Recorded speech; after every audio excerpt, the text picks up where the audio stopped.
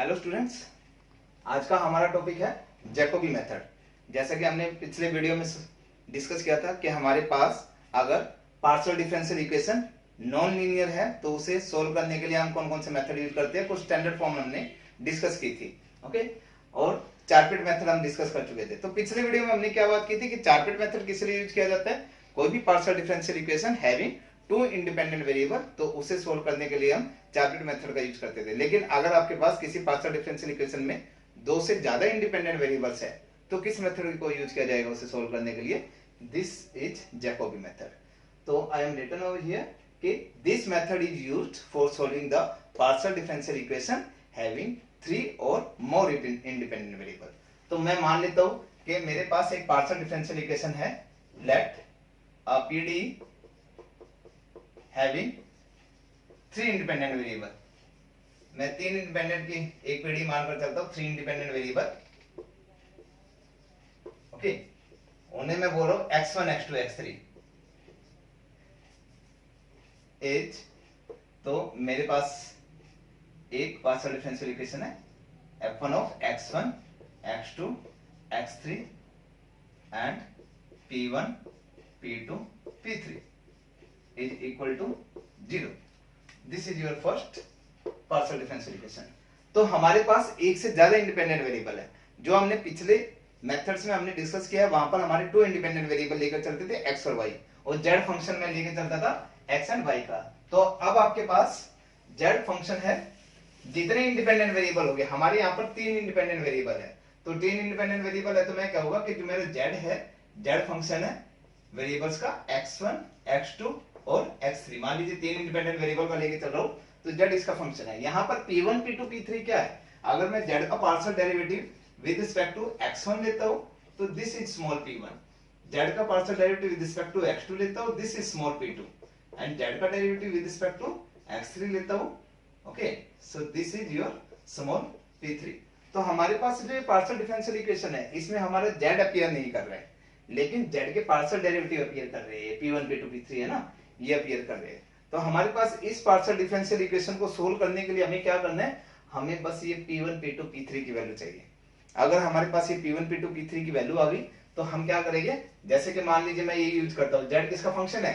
z is a function of, I am writing over here, z is a function of x1 x2 and x3। अगर मैं dz यहां से find out करता हूं, मुझे अगर कंप्लीट इंटीग्रल निकालना है इस डिफरेंशियल इक्वेशन का, तो मैं क्या करूंगा कि इसका मैं डेरिवेटिव करता हूं, z is a function of this one. तो अगर मैं डेरिवेटिव लेता हूं तो डेरिवेटिव क्या होगा? z तो फंक्शन है x1 x2 x3 का, तो z का पहले पार्शियल डेरिवेटिव होगा with respect to x1 into x1 का डेरिवेटिव, फिर प्लस कल z बाय कल x2, फिर x2 का डेरिवेटिव, फिर z का derivative partial with respect to x3 into x3 का डेरिवेटिव dx3। लेकिन कल z बाय कल x1 क्या है? p1। ओके, हमने ये लिखा हुआ है, डिनोट किया हुआ है। और ये क्या है आपका p2 इंटू dx2, और ये क्या बन गया? p3 into dx3। So what does it mean? कहने का मीनिंग है हमें p1 p2 p3 चाहिए। अगर मेरे पास इस इक्वेशन से p1 p2 p3 की वैल्यू आ जाए तो उसको यहाँ पर रिप्लेस कर दीजिए। यहाँ पर रिप्लेस करने के बाद इसको इक्वेशन को इंटीग्रेट कर दीजिए। इसे इंटीग्रेट करने के बाद you will get the complete integral of the given partial differential equation. लेकिन अब मेन क्वेश्चन अराइज होता है, हम p1 p2 p3 की वैल्यू कैसे निकालें? तो p1 p2 p3 की वैल्यू निकालने के लिए हमें दो रिलेशन और चाहिए इसी टाइप की। तो हमें रिक्वायर्ड है, we required for getting value of p1 p2 and p3, we required, हमें दो इक्वेशन और चाहिए। इस टाइप की इक्वेशन चाहिए कि f1 ऑफ एक और इक्वेशन आ जाए x1 x2 x3 और p1 p2 p3 में p1 p2 p3 is equal to some constant, suppose a1, and एक और रिलेशन चाहिए x1 x2 x3 और p1 p2 p3 में p1 p2 p3 is equal to a2। लेकिन ये relation मैं कहां से निकालूंगा? इस रिलेशन को निकालने के लिए मैं यूज करूंगा जैकोबी ऑक्सिलरी इक्वेशंस का। तो हमारे पास ये मेथड डिस्कस है, just no need to go for the method derivation, just remember that the step how to solve the PD having the 3 और मोर इंडिपेंडेंट वेरिएबल। तो मैं आपको बता रहा हूं कि वो किस तरीके से हमें ये P1 P2 की P3 की वैल्यू मिलेगी। तो हमें दो रिलेशन चाहिए, x1 x2 x3 और P1 P2 P3 में। एक रिलेशन होगी मेरे पास F1 इक्वल टू A1, एक रिलेशन होगी F2 is equal to A2। यहाँ पर A1 और A2 क्या है, कांस्टेंट है। तो अगर मेरे पास ये आ जाते हैं, मान लीजिए ये इक्वेशन 2 है और ये इक्वेशन क्या है 3 है, अगर मेरे पास ये वैल्यू आ जाती है, रिलेशन F1 F2 आ जाता है, तो मैं इन तीनों को मैं यूज करके फर्स्ट सेकंड और थर्ड को यूज करके P1 P2 P3 की वैल्यू निकाल सकता हूं। अब मेन क्वेश्चन अराइज होता है कि मैं F1 और F2 निकालूं कहां से। तो ये F1 और F2 निकालने के लिए हम यूज करेंगे Jacobi auxiliary equation, Jacobi auxiliary equations. So आपकी जैकोबी ऑक्सिलरी इक्वेशंस क्या है, just remember that you have to write it, just dx1 dp1 is equal to dx2 dp2। ये कुछ फ्रैक्शंस है, मैं इस तरीके से याद कर लीजिए, that will be easy to remember, dx3 dp3। Okay, तो ये फ्रैक्शन है, इसके डिनोमिनेटर में हमारी टर्म्स क्या होगी, आई एम जस्ट टेलिंग यू, ये की रिलेशन से बन जाती है, आप ध्यान रखोगे dx1 divided by minus curl f, जो आपकी फर्स्ट इक्वेशन f है, minus curl f by curl p1, और dp1 के डिवाइड में क्या होगा, curl f by curl x1। Okay, dx2 के डिवाइड में यहाँ पे माइनस की टर्म बन जाएगी, minus of curl f by इसके रिस्पेक्ट में p2 के रिस्पेक्ट में curl f by curl p2, और dp2 के डिवाइड में होगा curl f by curl x2, and dx3 के डिवाइड में होगा minus curl f by curl p3, और dp3 by curl f by curl x3। तो ये आपके पास क्या है, चार पिट ऑक्सिलरी इक्वेशन। इन इक्वेशंस का मुझे यूज करना है, इन इक्वेशंस का मुझे मतलब इस फ्रैक्शंस का मुझे यूज करना है। इन फ्रैक्शंस का मैं यूज करके फर्स्ट और सेकंड और थर्ड इक्वेशन को निकालूंगा। Okay, second and third equation will be get out by using this. Okay, लेकिन उसे ऑब्टेन करने के बाद हमारे पास जो फर्स्ट और सेकंड इक्वेशन मिलेगी, हमें कैसे पता चलेगा कि जो हमारी करेक्ट है। तो सबसे पहले एक कंडीशन, ये F1 और F2 हमारी एक कंडीशन को सेटिस्फाई करना चाहिए, तब हम करेंगे, हम कहेंगे कि हमारी जो दो एडिशनल इक्वेशन है सेकंड एंड थर्ड वो सही है। तो हमारे पास वो कौन सी कंडीशन है जिसे वो सेटिस्फाई करना चाहिए, this is your. So by using, मैं इस इक्वेशन को कॉल कर रहा हूं स्टार, तो स्टार इक्वेशन को यूज करके 2 and 3 will be obtain. Okay, so I am just writing that 2 and 3 will be obtained using star। Okay, star को यूज करके हमारी ऑब्टेन की जाएगी। लेकिन हमारे पास ये एडिशनल इक्वेशंस एक कंडीशन को सेटिस्फाई करनी चाहिए, तब हम इसको कंसीडर करेंगे कि ये वाली दो एडिशनल कंडीशंस है P1 P2 P3 की वैल्यू निकालने के लिए। तो वो कौन सी कंडीशन है जिसे F1 और F2 सेटिस्फाई करना चाहिए, दिस इज दिस वन, कि curl F1 by curl x1 into curl F2 by curl P1, okay, minus curl F1 by curl P1 into curl F2 by curl x1, this plus similarly इसी तरीके से ये x2 P2 के लिए हो जाएगी curl F1 by curl x2 curl F2 by curl P2 minus curl F1 by curl P2 into curl F1 F2 by curl x2। Okay, इसी तरीके से ये x3 P3 के लिए हो जाएगी, तो curl F1 by curl x3 into curl F2 by curl P3 minus curl F1 by curl P3 into curl F2 by curl x3। If this is equal to 0, तो मैं इसे कॉल कर रहा हूं, मान लीजिए स्टार, डबल स्टार। तो आपके पास कि अगर ये कंडीशन सेटिस्फाई कर रही है, देन वी विल कंसीडर कि ये दो एडिशनल इक्वेशन को तब हम कंसीडर करेंगे। ये एडिशनल इक्वेशन हमारी ऑब्टेन होगी कहां से, स्टार से, लेकिन इसको मैं कंसीडर तब करूंगा कि अगर ये इस कंडीशन को सेटिस्फाई करते हैं। Okay, so you can write down here कि 3 and 4 will be considered, sorry 2 and 3, 2 and 3 will be considered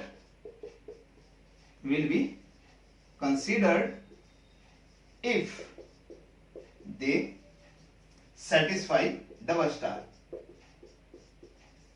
अगर ये डबल स्टार को सेटिस्फाई करते हैं। तो डबल स्टार को अब पूरी ब्रैकेट याद रखने के बजाय इसको मैं डिनोट करता हूं, एक नोटेशन ले लेता हूं, round bracket F1 F2, F1 F2। तो मैं इससे कॉल कर रहा हूं कि अगर F1 F2 आपका इक्वल टू 0 है, then we will consider these two additional equation to solve the P1 P2 P3। तो अगर F1 F2 इक्वल टू 0 आ जाता है, तब आप क्या करोगे, solve P1 P2 and solve first second and third and find out the value of P1 P2 P3 and place in the equation dz is equal to P1 dx1 P2 dx2 and P3 dx3। इसको integrate करके आप complete integral निकाल लीजिए।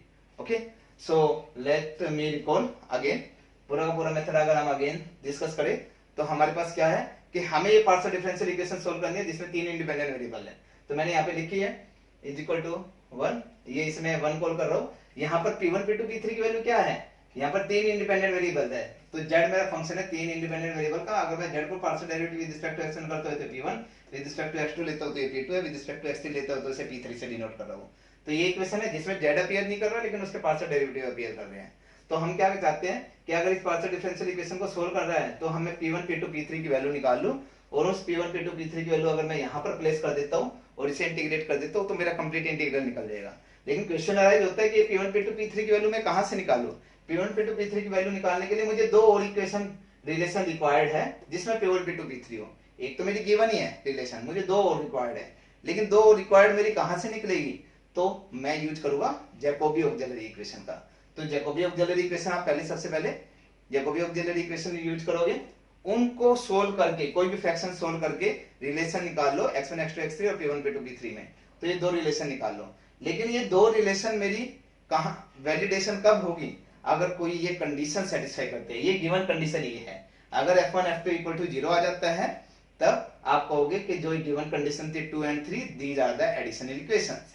फिर इन तीनों additional मतलब तीनों इक्वेशंस फर्स्ट सेकंड और थर्ड को यूज करो, उसे सोल्व करके P1 P2 P3 की वैल्यू निकालो, उसे यहाँ पे प्लेस करो, इंटीग्रेट करके कंप्लीट इंटीग्रल निकालिए। Okay, I hope you understand the method. Now हम डिस्कस करेंगे with the help of the example. Okay, तो हम इसके लिए एक एग्जांपल लेते हैं कि हमें जैकोबी मेथड से सोल्व करना है the given partial differential equation. You have to find out the complete integral of this partial differential equation by the Jacobi method. So आप यहाँ पर देख सकते हो हमारे यहाँ पर 3 इंडिपेंडेंट वेरिएबल है x1 x2 and x3। So I can see that, suppose that इसी को मैं कॉल कर देता हूँ f ऑफ, सब ये हमारे पास क्या बन गई, ये फर्स्ट इक्वेशन बन गई, इसी को कॉल कर देता हूँ मैं f of x1 x2 x3 and P1 P2 P3 में एक रिलेशन आ गई। ओके, P1 P2 P3 उसमें रिलेशन आ गई, I am calling this one and this one is first, इसको मैं फर्स्ट कॉल कर देता हूँ। ओके, तो अगर मुझे इसका सॉल्यूशन फाइंड आउट करना है, so what I have to do, मुझे इसका सॉल्यूशन निकालने के जस्ट क्या करना है कि dz will be equal to P1 dx1 plus P2 dx2 and plus P3 dx3। इसमें प्लेस करनी है P1 P2 P3 की वैल्यू, और उससे हम रिप्लेस P1 P2 P3 की वैल्यू प्लेस करने के बाद हम इंटीग्रेट कर देंगे तो हमारे पास गिवन कंप्लीट इंटीग्रल आ जाएगा। लेकिन P1 P2 P3 की वैल्यू निकालने के लिए हमने क्या करना है, अभी हमने पीछे डिस्कस किया है मेथड में, उसे निकालने के लिए हमें दो रिलेशन चाहिए। इसमें P1 P2 P3 में दो रिलेशन और चाहिए, और वो दो रिलेशन हम ऑब्टेन करने के लिए किसका यूज करेंगे, Jacobi auxiliary equation. So first of all we will write down the Jacobi auxiliary equation. So we know that the Jacobi auxiliary equations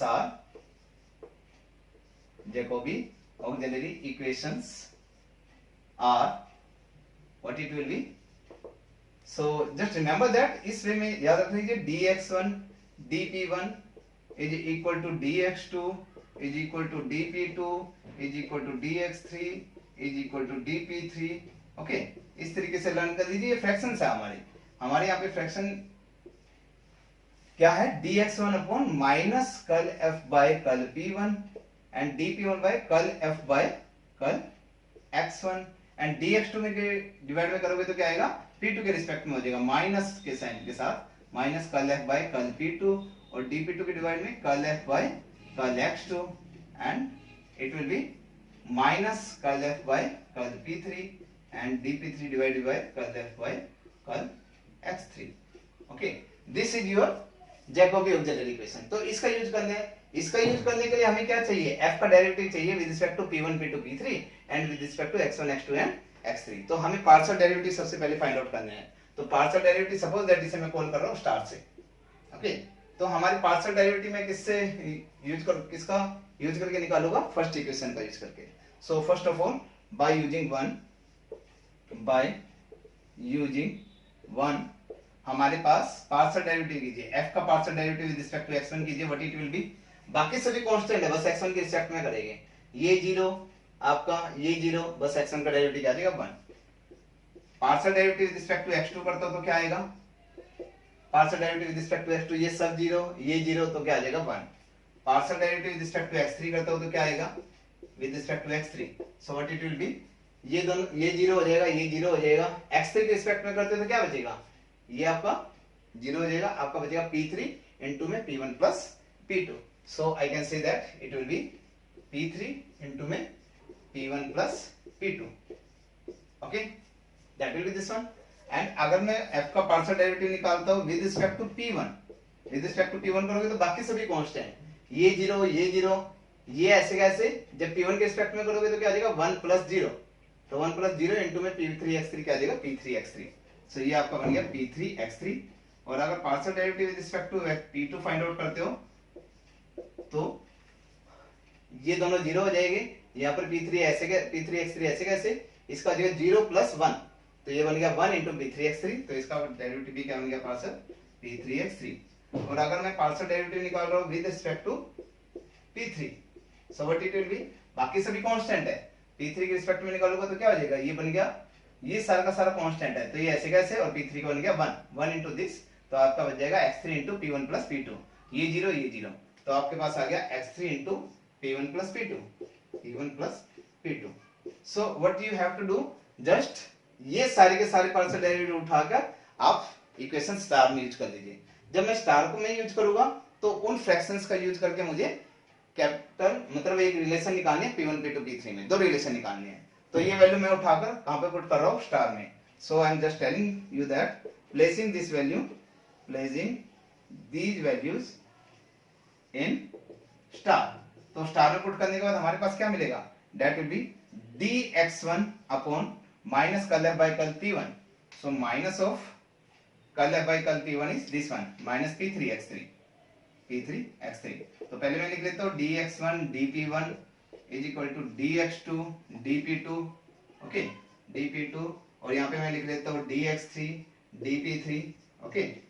अब इनके डिवाइड में मैंने फ्रैक्शंस यूज करने हैं, तो पहले हम देख लेते हैं स्टार इक्वेशन में फ्रैक्शंस क्या है, तो dp1 डिवाइडेड बाय क्या है, curl f by curl x1, इसकी वैल्यू है 1, dx2 डिवाइडेड बाय क्या है, minus curl f by curl p2, तो minus of p3x3, and dp2 divided by क्या है, curl f by curl x2, curl f by curl x2 is 1, and dx3 क्या है, dx3 divided by minus curl f by curl p3, minus of x3 into p1 plus p2, okay, and dp3 divided by क्या है, curl f by curl x3, यानी कि p3 into p1 plus p2। अब हमारे पास ये बन चुकी है जब हमने पार्शियल डेरिवेटिव की वैल्यू प्लेस की जैकोबी ऑक्सिलरी इक्वेशंस में, so we got this. So इन फ्रैक्शंस का यूज करके इसे मैं कॉल कर लेता हूं, मान लीजिए third equation, so third equation का यूज करके आपने दो रिलेशन फाइंड आउट करनी है, ओके, तो कोई भी आप फ्रैक्शन यूज कर लीजिए, आपके पास 6 फ्रैक्शंस है यहाँ पर, उन फ्रैक्शंस का यूज करके आपने दो रिलेशन निकालने हैं, कोई भी दो रिलेशन जो आपको इजी लगे, इजी टू सोल्व हो, तो मैं यूज कर लेता हूँ सेकंड और फोर्थ फ्रैक्शन जो है dp1 डिवाइडेड बाय 1 है, dp2 डिवाइडेड बाय 1 है, सो इन दोनों को मैं यूज करता हूँ। ये मैंने कंडीशन लिखी हुई है यहाँ पर डबल स्टार, ये हमारी यूज होगी, इसलिए मैं इसे अभी रब नहीं कर रहा हूँ, just I will use here, so मैं इससे पहले रब कर देता हूँ यहाँ से, just I have to find out the relations, okay, तो हमें रिलेशन निकालनी है p1 p2 p3 में थर्ड इक्वेशन को यूज करके, तो मैं यूज कर रहा हूं सेकंड एंड फोर्थ फ्रैक्शन, सो लिख रहा हूं using second and fourth fraction of equation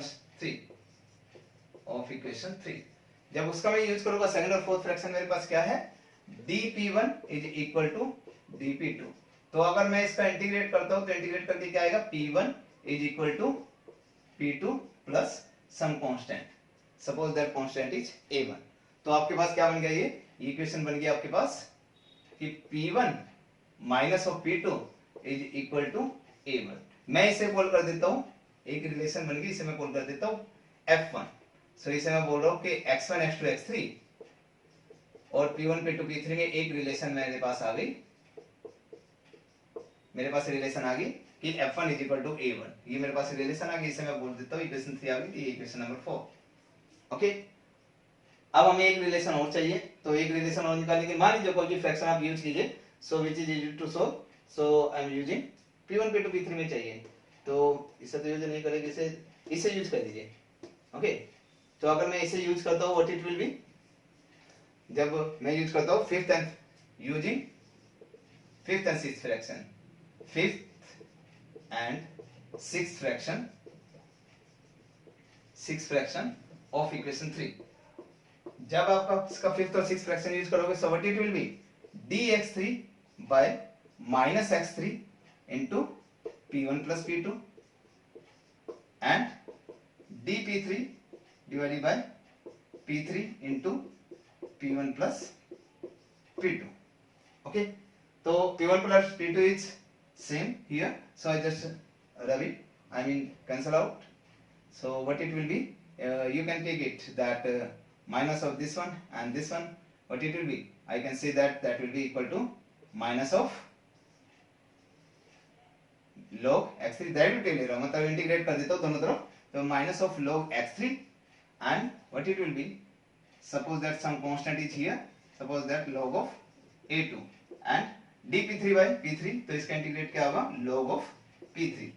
जब मैं इसे सोल्व करूंगा तो माइनस log x3 को राइट हैंड साइड में शिफ्ट कर दीजिए, सो what it will B, you can say that this implies that log of a2 किसके इक्वल आ जाएगा, log p3 plus log x3। जब आप इसे सोल्व करोगे log p3 plus log x3 तो क्या आ जाएगा log p3 x3। ओके, तो log of a2 किसके इक्वल है, log p3 x3 के इक्वल है, तो कहने का मीनिंग है log cancel out each other, तो p3 x3 किसके इक्वल आ गया, a2 के इक्वल आ गया। इस इक्वेशन को मैं कॉल कर देता हूं f2, इस रिलेशन को मैं कॉल कर देता हूं f2 of x1 x2 and x3 p1 p2 and p3, p1 p2 and p3। तो हमारे पास ये रिलेशन आ गई, इसको मैं कॉल कर देता हूं रिलेशन नंबर 5। सो अब हमारे पास ये रिलेशन आ गई, लेकिन इन दो रिलेशन को मैं कंसीडर तब करूंगा अगर ये कंडीशन को सेटिस्फाई करते हैं। आपने रिलेशन तो निकाल ली चार्टेड ऑक्सिलरी इक्वेशंस का यूज करके, लेकिन मैं इन रिलेशन को यूज तब करूंगा अगर ये पर्टिकुलर कंडीशन को सेटिस्फाई करते हैं, और ये कंडीशन मैंने पहले नीचे लिख के रखी है, दिस डबल स्टार। ओके, ये कंडीशन है, अगर ये इस कंडीशन को सेटिस्फाई करते हैं तब मैं ये दो एडिशनल रिलेशन कंसीडर करूंगा, फोर्थ एंड फिफ्थ को।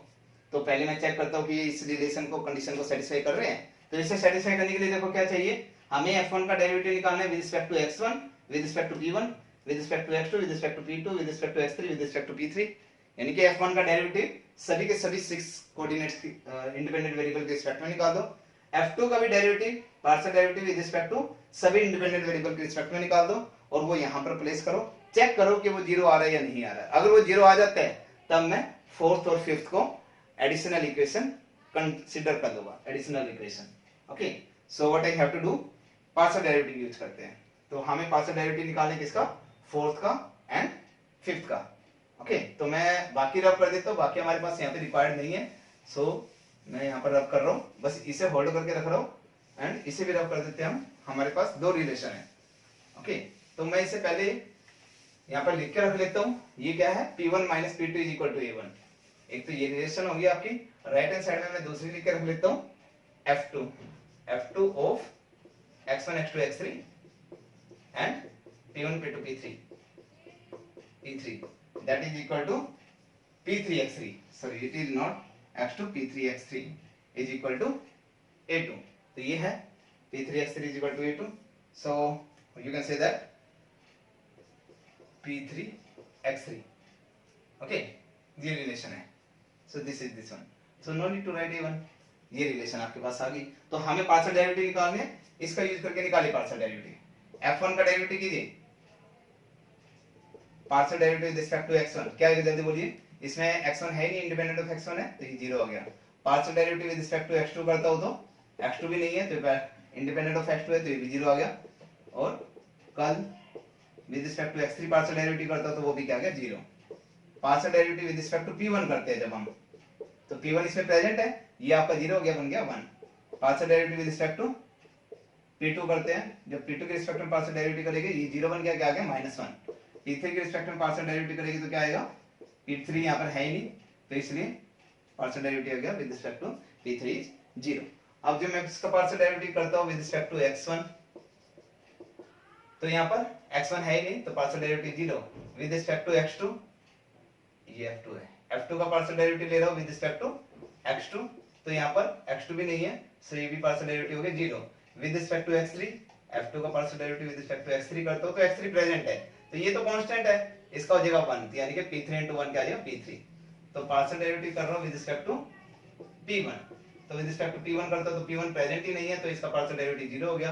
विद रिस्पेक्ट टू p2 करता हूं तो p2 भी प्रेजेंट नहीं है तो पार्शियल डेरिवेटिव 0 हो गया। और विद रिस्पेक्ट टू p3 करता हूं तो p3 प्रेजेंट है ना, तो ये आपका कांस्टेंट है x3, तो p3 का बन गया 1, 1 into x3 क्या आ गया आपके पास x3। So this is your partial derivatives. इन सारे के सारे जो 6 ये हो गए 6 ये हो गए, 12 के 12 पार्शियल डेरिवेटिव्स का यूज करेंगे हम डबल स्टार में। So I can say that, इसे मैं रब कर देता हूं, तो you just put it using these values, using these partial derivatives कहां पर यूज करेंगे, in double star, in double star.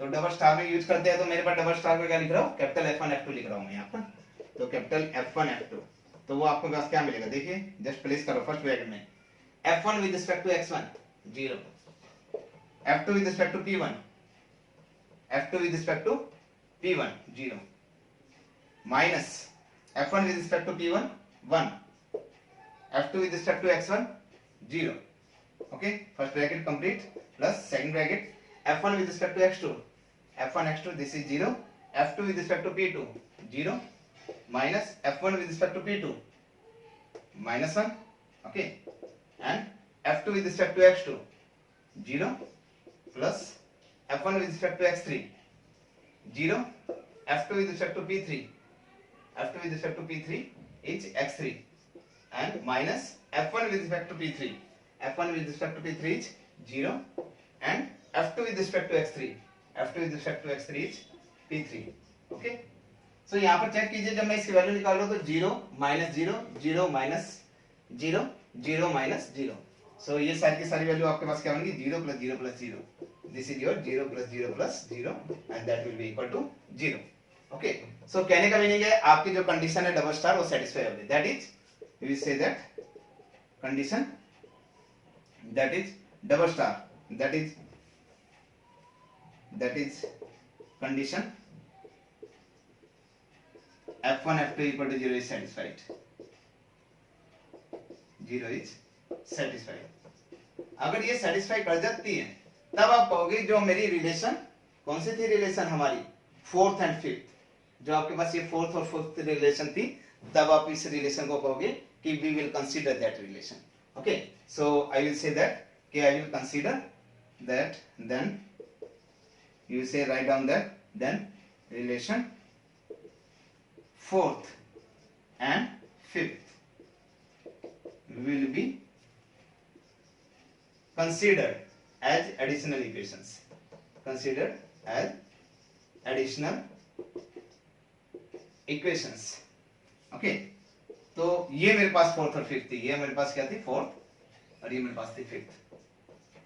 अब इनका मैं यूज कर रहा हूं 4th और 5th का यूज करने के बाद, तो अब हमारे पास 3 रिलेशन आ चुके हैं, फर्स्ट 4th एंड 5th। तो फर्स्ट वो 4th इक्वेशन क्या थी, P1 - P2 = A1, और 5th थी आपकी P3 x3 = A2।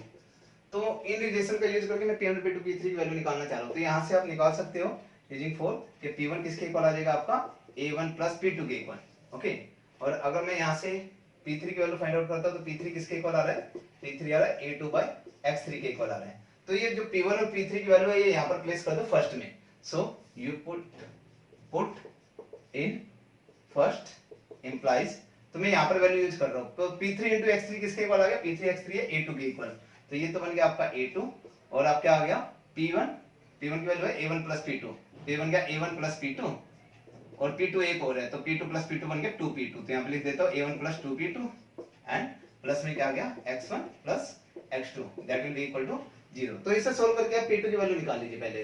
तो P2 की वैल्यू आपके पास क्या आएगी, सबसे पहले that will be this side, तो आपका बन गया A1 plus 2P2 that will be equal to minus of x1 plus x2 and divide by A2, this is this one, and minus of A1 कर दीजिए, सो इसे राइट हैंड साइड में shift कर दीजिए, तो A1 will be this side, तो minus of A1। हमें तो P2 की वैल्यू निकालनी है, सो P2 की वैल्यू फाइंड आउट करनी है, तो what it will be, so P2 will be equal to minus of x1 plus x2 divided by 2P2 और 2A2, सो इसे करेंगे तो डिवाइड कर दीजिए 2 से, it will be 2 and that will be 2।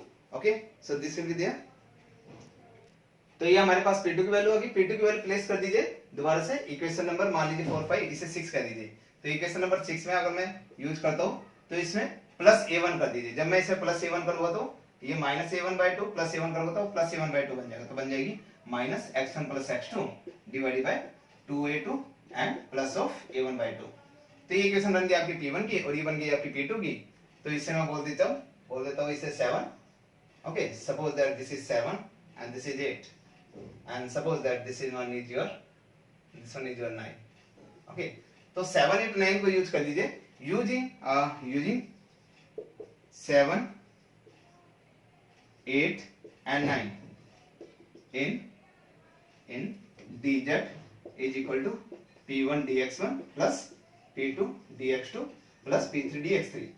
ये आपको पता है कि इसमें वैल्यू प्लेस कर दीजिए P1 P2 P3 की निकालने को। जब मैं वैल्यू यहाँ पर प्लेस करता हूँ तो what it will B, dz is equal to P1 dx1, so P1 is this one, so आपके पास क्या बन गया minus of x1 plus x2 divided by 2A2।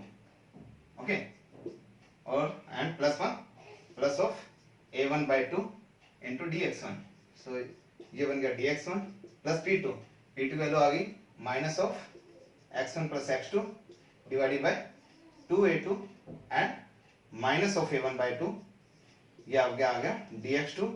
और P3 की वैल्यू क्या है आपकी, P3 की वैल्यू है A2 bye x3 into dx3। जब हम इसे कलेक्ट करेंगे तो dz can be written as, यहाँ पर क्या टर्म कलेक्ट हो रही है, minus of x1 plus x2 divided by 2A2 minus of x1 plus x2 divided by A2, तो dx1 और dx2, तो ये मेरी टर्म कॉमन होगी, तो मैं इसे क्या लिख सकता हूँ x1 plus x2 divided by 2A2 into में क्या बचेगा dx1 plus dx2। Okay, and plus A1 by 2 अगर मैं देखता हूँ ये कॉमन है, तो dx1 माइनस dx2, तो A1 बाय 2 आपका कॉमन आ गया, dx1 minus dx2 and plus में क्या बचेगा A2 bye x3 into dx3। अब मैं अगर इसे इंटीग्रेट करता हूँ तो z will be equal to what, इसका डेरिवेटिव यहाँ पे रखा हुआ है, तो ये क्या बन जाएगा minus of x1 plus x2 का होल स्क्वायर डिवाइडेड बाय 2, तो नीचे 2 पहले ही है तो 4A2 and plus of A1 by A2 as it is, इसका इंटीग्रेट करेंगे तो क्या बन जाएगा x1 माइनस x2, इसका इंटीग्रेट करेंगे तो क्या बन जाएगा A2 log x3 plus some constant A4। So this is your required complete integral, ये आपके पास आ जाएगा रिक्वायर्ड कंप्लीट इंटीग्रल। इस तरीके से हम जैकोबी मेथड का यूज करके कंप्लीट इंटीग्रल निकाल सकते हैं। तो आपने जो मेथड डिस्कस किया, जस्ट इसके 4 स्टेप्स है, उनको ध्यान रखिए कि हमें 2 रिलेशन निकालनी है जैकोबी ऑक्सिलरी इक्वेशन का यूज करके।